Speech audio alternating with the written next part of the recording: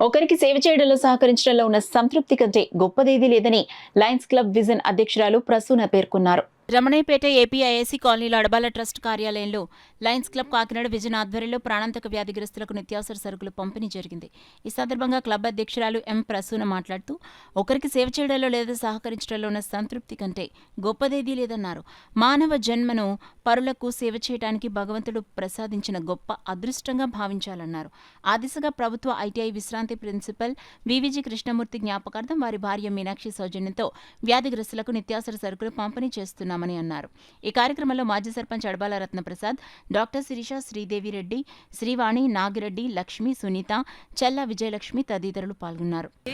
ప్రతి రెండో శనివారం ఇక్కడ ఎయిడ్స్ పేషెంట్లకి నిత్యావసర సరుకులు పంపిణీ చేస్తున్నాం. ఇవాళ మా క్లబ్ సభ్యురాలైన మీనాక్షి గారు వాళ్ళ హస్బెండ్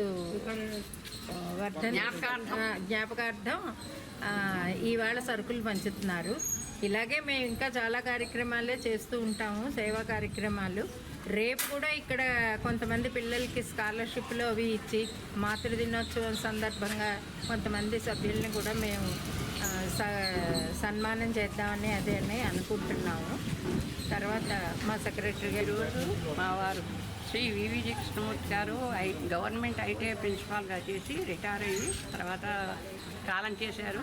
ఆయన జ్ఞాపకార్థం నేను ఈరోజు ఇక్కడ ఉన్నటువంటి పేషెంట్లకి గ్రోసరీస్ ఇవ్వడానికి వచ్చాను.